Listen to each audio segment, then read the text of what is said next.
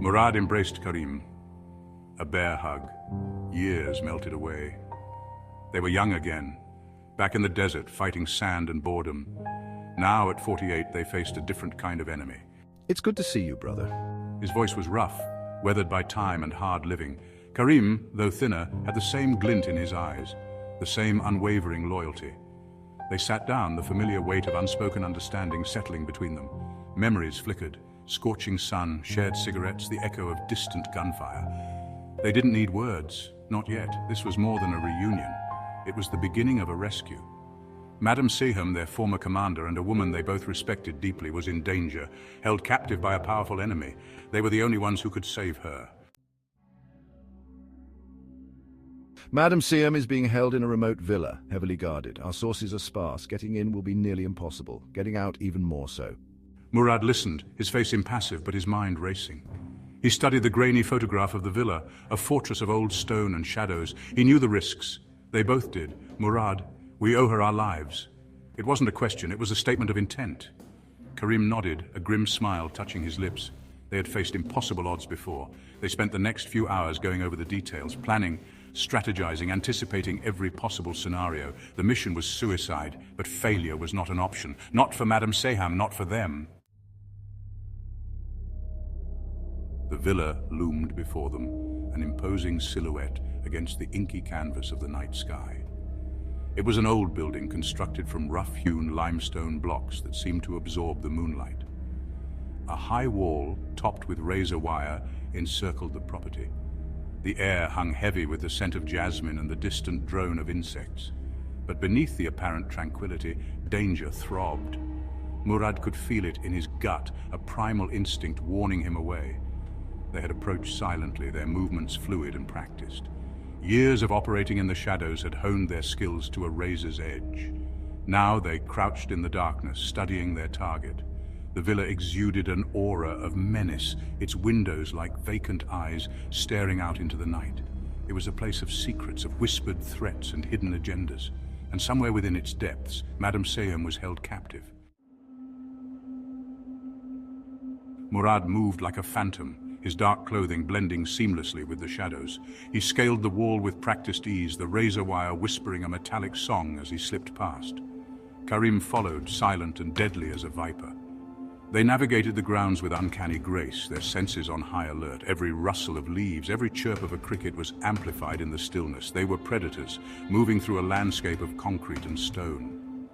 Two guards patrolled near the main entrance, their silhouettes stark against the dim light spilling from within. Murad and Karim exchanged a look, their plan already set in motion. They moved with swift precision, their movements almost too fast to follow. One moment the guards stood alert, the next they slumped to the ground, unconscious. Murad and Karim melted into the shadows, their presence leaving no trace. The villa awaited.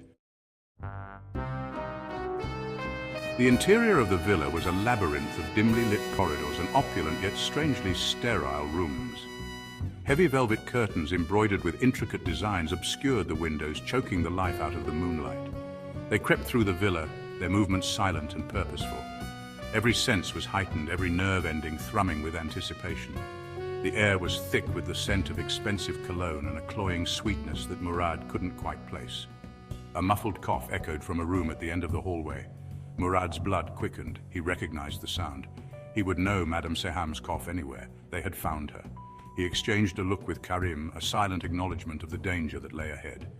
They were close, but the most dangerous part of their mission was about to begin. The door splintered inward with a deafening crash as Murad slammed his weight against it. He was met with a scene of controlled chaos. Three men, armed and clearly surprised, scrambled for their weapons, but Murad and Karim were ready. The confined space became a whirlwind of motion as gunfire erupted, the air thick with the acrid bite of gunpowder. Flashes of muzzle fire illuminated the room in brief, blinding bursts. Murad moved with a brutal efficiency born of years of experience, his every shot finding its mark. Karim was a whirlwind of controlled aggression, his movements fluid and deadly. The element of surprise was their only advantage. The firefight was over in a matter of seconds, the silence that followed deafening in its intensity. Three bodies lay sprawled on the floor, their weapons scattered around them like macabre toys. The air was thick with the metallic tang of blood. Madame Seham sat on a plush chair, her hands bound but her spirit unbroken. She looked up as they entered, her eyes widening in surprise. A wave of relief washed over her features, followed by a flicker of concern as she saw the carnage behind them. Murad, Karim, is it truly you? Her voice was a hoarse whisper, strained but filled with an unmistakable warmth. Murad stepped forward, cutting her bonds with his knife. It's us, Madame Seham. We've come to take you home. His voice was gruff, but his eyes held a gentleness that belied his rough exterior. She rose, her movements stiff from being bound for so long. She embraced Murad, then Karim, holding them close. Thank you. I knew you wouldn't forget me. They had to get out. The villa was no longer safe.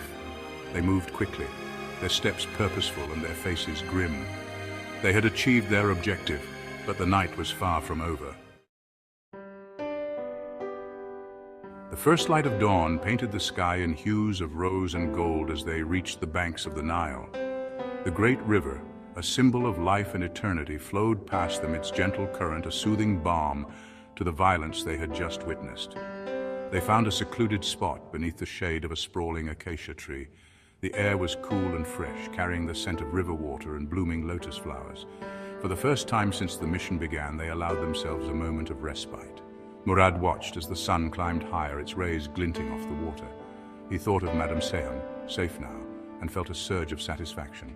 They had risked their lives for her, and they would do it again without hesitation.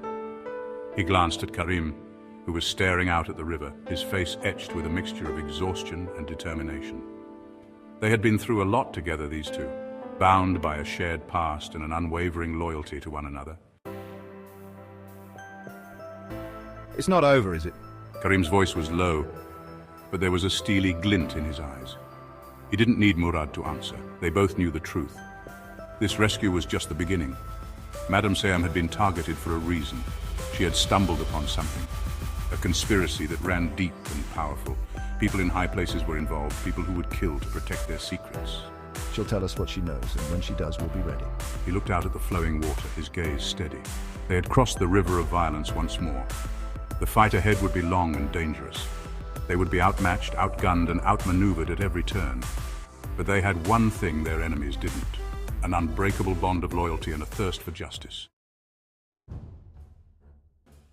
The rising sun cast long shadows across the water, a silent promise of the day to come, a new day and a new chapter in their fight. They had rescued Madame Seham, but their mission was far from over. The true battle, the battle against corruption and those who wielded power like a weapon, was just beginning. Murad felt a familiar surge of adrenaline, a mixture of anticipation and steely resolve.